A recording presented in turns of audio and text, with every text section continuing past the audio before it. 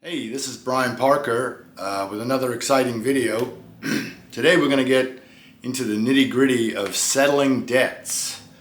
You're going to find that you settle debts with two companies, or not companies, but two entities. You're going to be talking to a headset Harry or a headset Harriet, and that's sort of the buffer around the attorney that filed the lawsuit against you. And then you got to find a way to get to the decision maker, which is the actual attorney on the file. While Headset Harriet does have authority to settle with you, her parameters are small. She's fearful of her job and won't move out of any kind of box. And you somehow have got to get it out of that authority into someone that has real authority of flexibility, which is the attorney that sued you. So today we're going to do a video called Settling Collection Debts the Parker Way. This is just some parts of how I settle cases. Now understand, I've been doing this for 30 years, so in some cases, to the benefit of my clients always, I have a personal relationship with people I've known for 10, 20 years. And that personal relationship allows me to be a little personal for my clients. And that helps. Or, you can say, hey, let me have this one, I'll get you on the next one. I mean, it's that simple sometimes. And you get the best deal for your client. And that's what it is. But if you're not represented and you want to do this alone, you can. I'm going to give you 4 parameters, 4 tips, and then I'm going to move into the explanation of those tips. So, settling debts the Parker way, 4 things. Number 1, you got to have hand. Number 2, you got to be a problem. Number 3, set parameters. We'll talk about that. And number 4, and maybe the least and most important, depending on your security or insecurities, I got a lot of them, don't be a victim. The debt collector, by virtue of the fact of what it does and who it is and the power of the pen with the lawsuit, is already victimizing you. And it's real easy to fall into that trap. There's not a thing that my clients have been through that I haven't been through myself. I've stuck my head in the hole like an ostrich and hoped everything goes away, and it doesn't. Action cures fear. Action cures fear. So a quick funny story about number 1, having hand. There's a great Seinfeld episode where George Costanza, is going out with this girl, and he's unemployed, he lives with his parents, he's got nothing. While the girl he's seeing, and I don't know how he always did this in the show, but he was seeing nice people, and somehow he managed to get these great girls, and in this one particular girl was a concert pianist, and they go to the concert, and Jerry causes Elaine to laugh, and it ruins George's girlfriend's performance. And now George fears that she's going to break up with him. And there's nothing he can do because he doesn't have hand. He doesn't have anything where the girl says, hey, I really want to keep this guy. So Kramer suggests, if you want hand, break up with her. The pre-breakup breakup. And it works. Even though he's got nothing, she begs him to come back. That was his hand.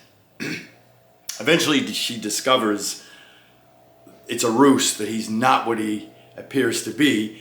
And she walks out on him, and he stops her and he says, but I have hand. And she says, yeah, and you're going to need it. Okay, there you go. So what do I mean?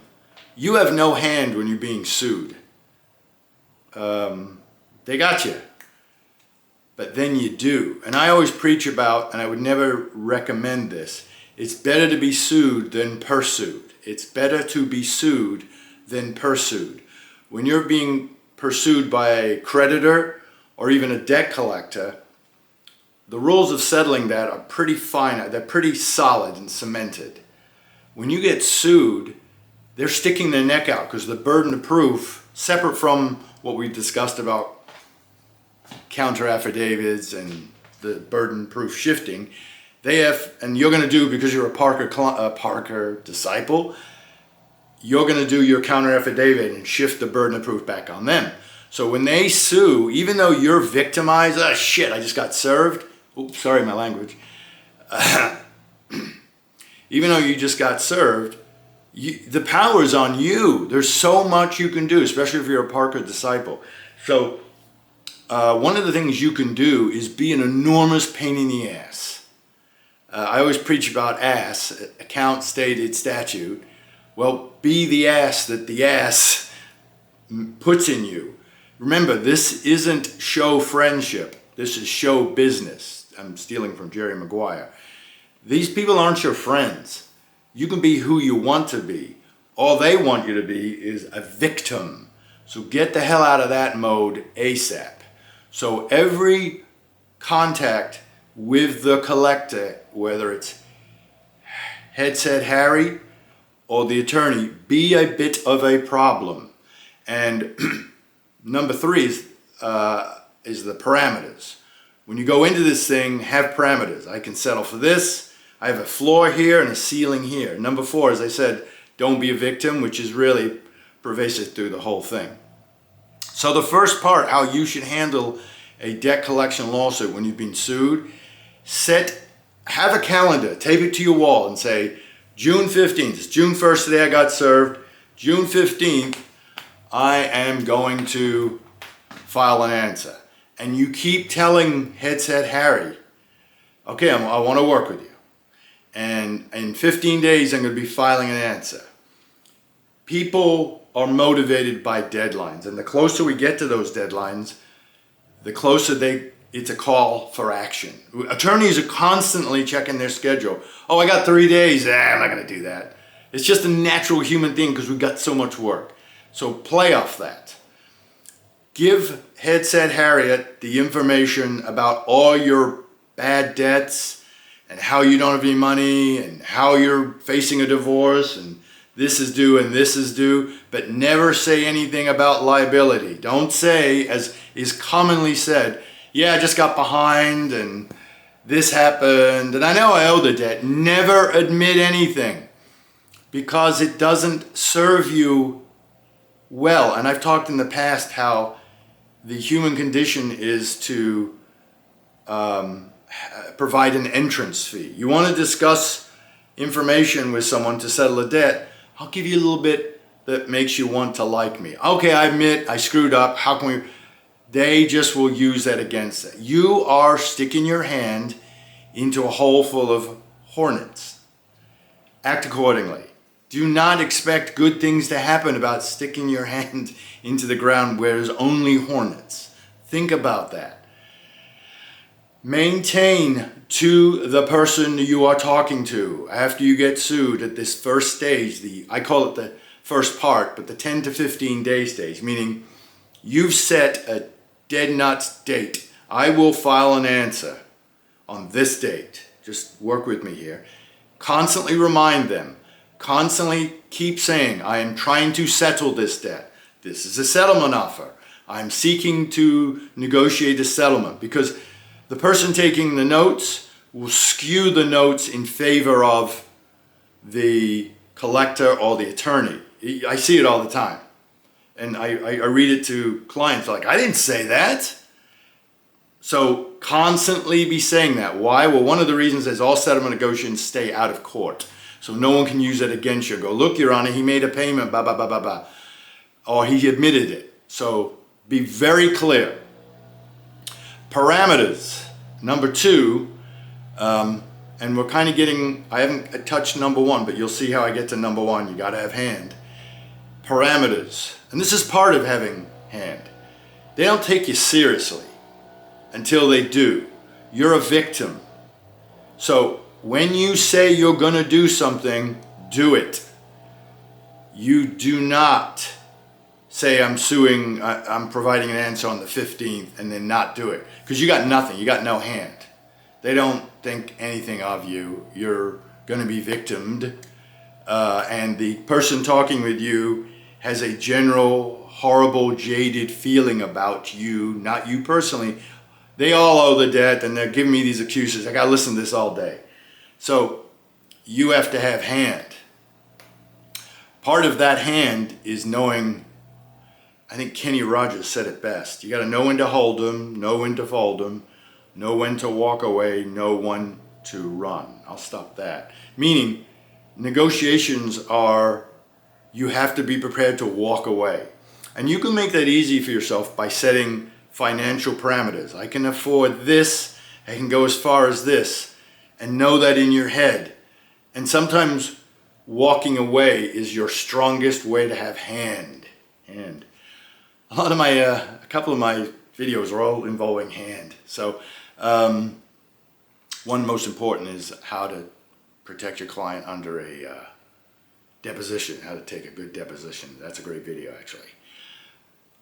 All your debts and any other lawsuits should be part of any discussion with them, showing them you have an inability to pay. When I represent a lot of companies contact me, debt settlement companies, and I will say to the attorney, or usually the attorney on the other side, I'll go, hey look, she's got all these outstanding debts, but only one pot of money to pay. You should be the first, because once I pay somebody else, there's no money there, and now you got nothing. So that's a motivator for them to jump on that. You got to find a way to motivate. So I'm doing the same thing I'm asking you to do. Talk about your old debts, but don't talk about liability, meaning, yeah, I goofed up, yeah, I signed up. They will engage you, and one of the ways they'll do it, they'll go, hey, if you admit to this debt, we'll give you 20% off. Once you do that, they're not going to do that, excuse me.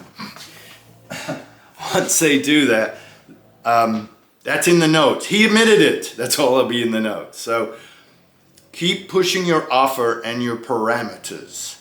Cite your job loss, your debt problems, and no matter what you do, even though I'm telling you that settlement discussions are verboten, they can't come into court used against you, they will. Because Headset Harriet will say, yeah, he admitted he owed the debt. So the collector attorney that has this file now, is going to court with it, got 600,000 other cases. Oh, she admits she owes it? That's an easy one. So you got to shape the message. And the message should be, as I talked about, you got to be a problem. You got to stand your ground, and you're not a victim. And we got to talk about getting hand. We're going to do that. I don't advocate taping discussions. If you're going that way, know the law of the state you are in. This morning I'm in Florida. Later on I'll be in Michigan. And in Michigan, it's a kind of a first party permission state. It doesn't make any sense, but then it does. As long as you give permission, only one party gives permission in Michigan, you're allowed under a case called Sullivan to tape without telling, because you gave permission. I'm not going to go any deeper than that because I try to get these things under 30.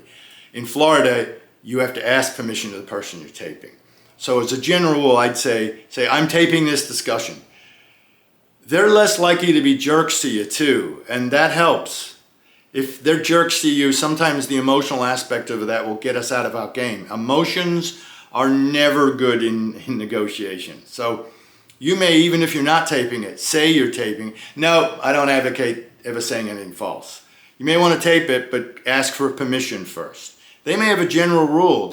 Most Headset Harriets don't make a move without authority. And they'll take several breaks while you're talking to them because they're going to go ask permission. So be unusual, be a taper, and ask permission. Tape that you asked permission. And the fact that they said no and you taped it, you can't use that, but just that'll clue you into what's going on, maybe. So know your state rules about taping. The second part of this, as far as having hand, they only want to do one thing. Remember I said always assume you're putting your hand in a hornet's nest? All they want to do is default you. The money, the costs, the charges of a default, once you're defaulted, they have to do no more work on the file other than file something that says we're garnishing your taxes, and as opposed to going to court. The case is done. And by the way, courts want it done too. So you're facing two enemies is the harsh way to put it, but don't ignore your parameters as far as the 15th, I am filing an answer. I'm not telling you that you're my client, you're not. And again, all this is done under the auspices of education, information, and research.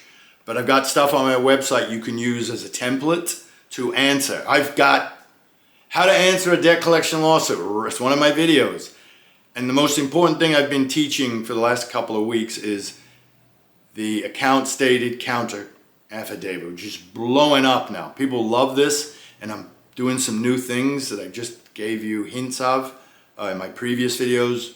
I probably got how to create a killer counter affidavit is one of them. I actually say ASS, the counter affidavit, ASS is account stated statute. But their approach is to default you. Why am I telling you that? Because they will engage you and offer you rewards to keep the 21 days. So if you've been served, some states it's 30, some states it's 20, some states, many it's 21 days to answer the lawsuit. If served in person, 28 days or more, depending on your state.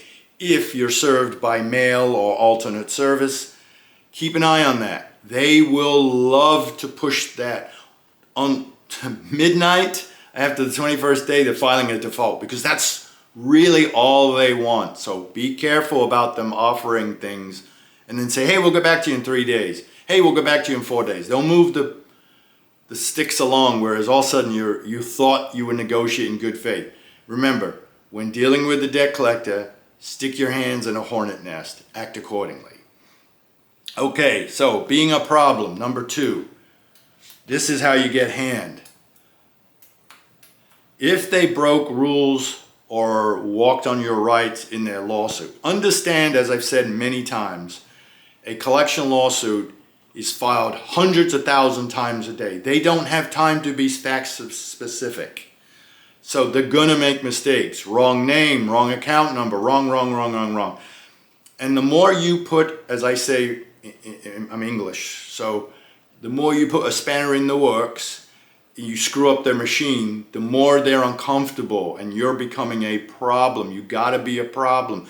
Biggest problem is education. There used to be a company in Michigan that sold cheap suits. That's where I got all my suits. And it said, an educated customer is our best consumer, or our educated consumer is our best customer. You are valuable. You have 2 eyes. You can think. You're watching this video. Learn the rules. You may know them better than the debt collector's got 600 cases and he's just trying to fight his way through to 5 o'clock so he can go home and have a bourbon. Be somebody different. Stick out. Headset Harriet is going to disappear from your life real fast, and it'll go over to, and she's a problem because she again has limited parameters herself and can only deal with you up to 80%, and she'll talk about, oh, I'm not authorized to do that. I don't give a shit about your authority. I'm trying to settle this case. But she'll act like this is the Bible and we both, you and me, have got to go by. She's not your friend. And she's probably making a little commish the more she extracts from you. So I'm going to tell you a little tip and you're going to say, there's no way. Well, here's the tip. Most debt collection attorneys are scared of you. I swear. I obviously been doing this a long time, and that's a common discussion. Oh, this person was a problem. Oh, I got to go up to Podunk County and deal with this guy that's crazy. Be crazy. Be a problem. That's a human condition. We want problems out of our lives. This guy's got 10 things on his plate, and you are sucking up the air and the attention he needs to handle the other 9. I'm like that too. I'm a real problem. That's what Brian P. Parker, P stands for problem. People want to get rid of problems. We all do. I don't need this. Be that guy. It'll help you. Most collection attorneys, and they're just human, they're overworked. So whatever it takes to get a problem off the desk, they'll get it off. And that's how another part of negotiating and settling a debt. But you don't have hand. So your first hand is to stick to that answer and the counter affidavit that I advised you upon.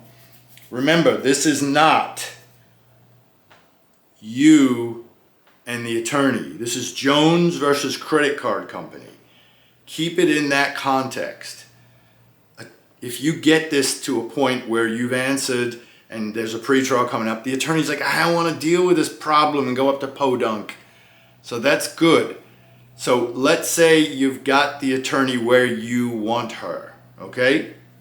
And you've discovered an DCP violation and you're a problem. And now you've got hand. You've got hand now. You didn't have hand. Now you got hand. Also recognize at the end of the day, you don't want to be in court. You want to flirt around and maintain a good position, but you eventually have to work this out. You're working this out towards the best settlement offer, and that's my point today, is settling collection debts the Parker way. There's only so much you can do unless you want to go for it. They assume I'm going to be a jerk, so they'll deal with me quickly. I think I settle cases on average about 10 to 20 days. Our cases are out of here. And that's pragmatism. That's not Parker's the greatest. They recognize they don't want to spend the money on fighting me, and the client only owes $5,000 on a credit card debt that got sold, and there's weak proof. So it's just pragmatism. So when you have the feeling that you can settle this, there's two ways to settle it. There's a lump sum, and then there's the payment plan. Oh, there's a hybrid of that too. You could give them $1,000 and then a lump sum if you don't have enough money to lump sum it out of there. My first initial thought was, hey, they'll take the money, and they will. If they can get money in their pocket now, they'll take less, as opposed to if there's a payment plan. So if the debt's $5,000, you offer $3,000 and maybe $12,000. Hey, I'll pay $2,750 if you take cash by Friday. You may get a bite on that depending if it's a creditor or a debt buyer. And if it's a debt buyer, you're not offering that much. You're offering 20% at your stage, unless you want to push it, and you'll go to my stage without me. So you would think that automatically a debt collector, I'll take the cash, we all would. There's more money to be made on a payment plan. And ironically, though they'll give you a hard time about this because they have a client that wants the money, they will agree to 2-year or 3-year payment plans. I have payment plans that are 7 years and 8 years in some mostly private student loan debts. Why would they do that? Because they are investing in you. What do you mean? They're investing you're going to screw up because you have a history of not making payments. No offense. So if you don't make a payment, how a settlement comes through, mostly with payment plans, is through, especially after a lawsuit's been filed, is a consent order. So a consent order is really a contract. You agree to pay $3,100 a month instead of $6,000 that you owe. Okay, that's the consent order. Now it's time to negotiate that. You want the following things in the consent order. You want it to say all collection efforts have to stop. You always have to give them something. Unless I miss a payment, then the collection efforts can continue. You want a grace period. So it's due on the 15th, you have a 5-day grace period. And collectors will sometimes automatically give me that. I'll tell you why, by the way, and it's a normal thing you'll understand. If we have a grace period, that's in our head now. Oh, I don't have the 15th, it's really the 20th. That's not something you want to get a habit in a consent order, because something could go wrong on the 19th. Now, what happens is the stick and the carrot. The carrot for you is, I get $3,000 knocked off. The stick is the consent order for them to agree to that says you owe us $6,000 plus interest plus charges the minute you miss a payment. And that's their right to do if they're giving you a break. You just got to make the payments. So be wary of a grace period. If you want it, ask for it. If you've been a big problem, the bigger problem, the closer it is to a date, the more likely you're going to get what you want. So it's all about parameters. So when you're coming up to a date, a dead nuts date, and you've already shown by answering a lawsuit that your next date that you said you're going to stop negotiating, or you're going to do something drastic, they know you're good for that because they're testing you. If you turn out not to be a victim, that's not good for them. Debt collector attorneys don't want to be made fun of by debtors. If it's me or another attorney, well, that happens. Win some, lose some. But to get made fun of or lose to a debtor that doesn't know anything, and that's horrible, but they don't want that. So that's your friend too. So have, as I said, and we're going to talk about the 3 stages of timelines, but have the consent order say the collector must file dismissal paperwork dismissing the case with prejudice. They're unlikely to do that at the consent order stage because the minute they do that, consent order that says dismissal with prejudice, you could stop making payments if it's dismissed with prejudice. How do they resurrect that? Because it's not double jeopardy, but once something's done with prejudice, it's over. You can try to reinstate, but they don't want to go through that. So they're going to dismiss the case without prejudice. And that's cool. The case is dismissed. It's not over your head.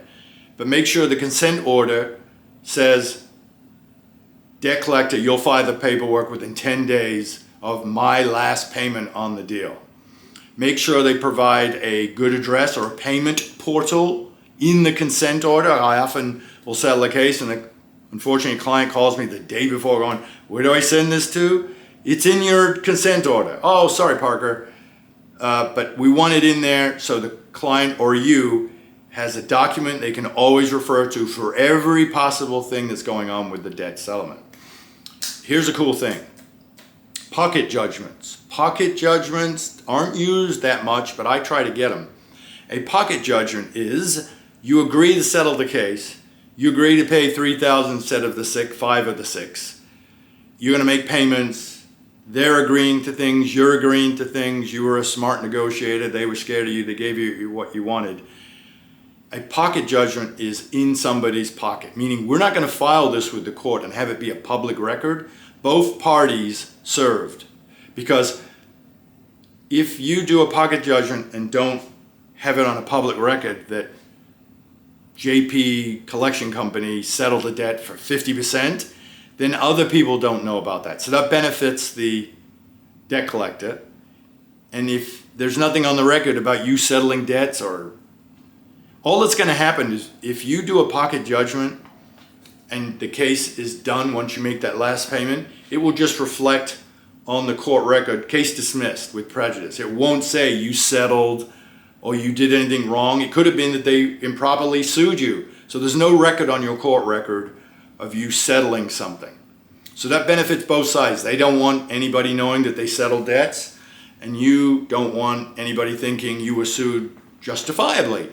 So a pocket judgment is a judgment that you both sign and agree to, but will keep in pocket and not file it until or unless somebody breaches.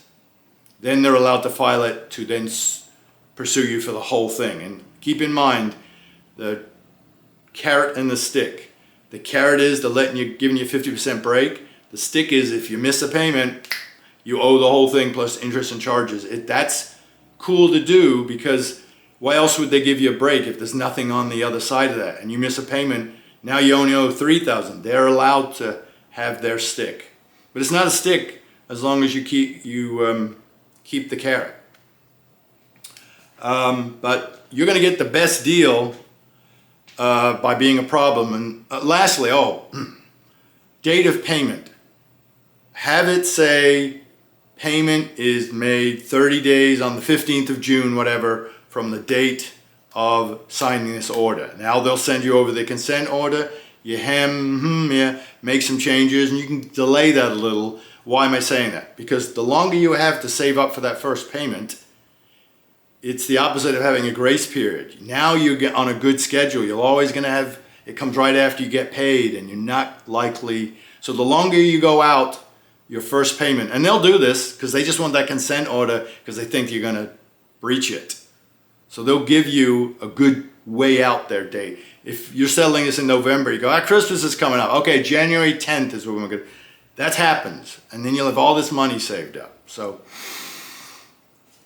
when you make an offer to settle, have something that you want and something that you could care less about. Because of our natural human desire to settle, we don't want to give everybody everything they want. So have something that you could care less about. You may even want to go, no, I really want that, to them. So if they were to say, look, we'll give you the $1,400 you want, but we're not agreeing to the credit reporting because it's a creditor and a creditor can't delete the debt. Who cares? You knew that was the law anyway. Now they feel like they got something and you know you got what you wanted was just the $1,400 on the $5,000 debt. That's a human tip.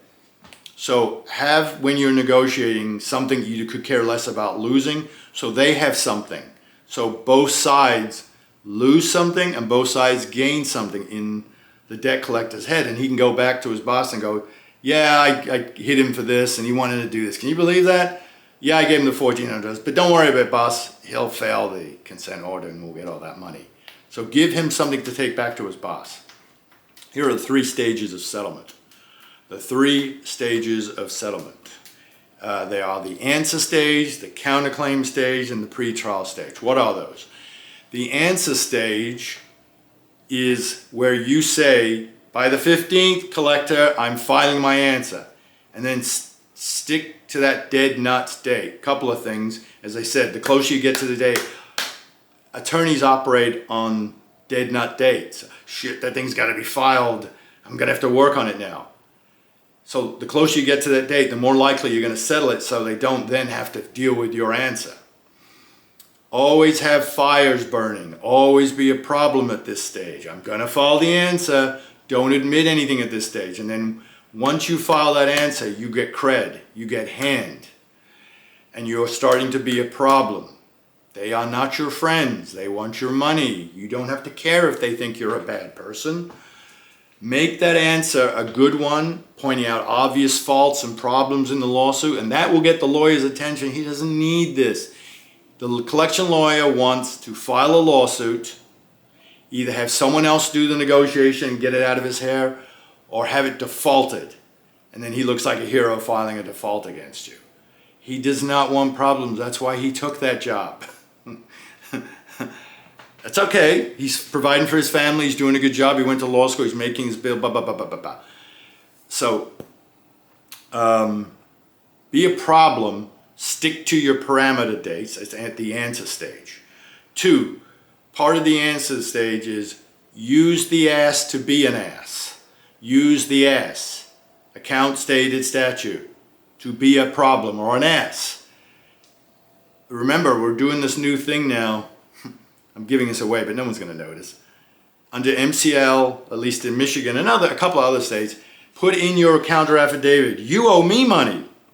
And I've read the account stated statute, at least in Michigan, and it says anything they don't deny in a counterclaim, they owe you. It's just the same way as if you don't object. In Florida, it says you have to object. In Michigan, it says you got to object, you got to deny, or it's a prima facie evidence of indebtedness. As I've said before in my account stated videos, just look at them. Whoops, sorry. Just look at my account stated videos. I'm pointing to the sky, but it's the top of the video. And I incorporate in all my account stated videos. If you want to do that, it's up to you. You owe me money, and here's why. And then if they fail to deny that in a certain amount of days, it becomes your prima facie evidence. And then all we're talking about is how much do they really owe you. If the rules are good for the goose, they're good for the gander. Read that statute. So that's a counter affidavit aspect of the answer stage. If they do not settle this debt, because after you file the answer, you then want to go back and say, okay, I'd still like to work this out. Can we work this out? And if they're being jerks in your head, 10 days, I do it myself. I want to settle this. I want a mutual walkaway, or in 10 days, I'm going to do a counterclaim. You should have a counterclaim. The counterclaim is strong. Don't be afraid that, oh God, how do I do a counterclaim? It's just a lawsuit, essentially, and there's plenty of evidence. You can use my stuff as a guide depending on what state you're in. But the counter affidavit is attached to that counterclaim. That's where you've got that. They better answer in 10 days or they automatically lose the counterclaim. And you may want to point that out to them on the 11th day. Like, in a sense, you just defaulted them. It's beautiful. You've got hand, baby. And they're going to need it. So you can negotiate up to the counterclaim filing. They know you're serious. You said you were going to file the answer. And again, the attorney doesn't want to go to the pre-trial stage, where when the court receives your answer, it automatically sets this case for default. For a pre-trial. There's not going to be a default. And the attorney now knows he has to go and deal with a crazy debtor who's going to yell at the court about what a bad guy and all these laws that you broke. You're not even dealing with an attorney. And it gets to be unmanageable. And the judges don't like an unrepresented individual. But if that unrepresented individual has got her stuff together, and she's concise, and she sticks to a script and doesn't go off, judges are kind of cool with that.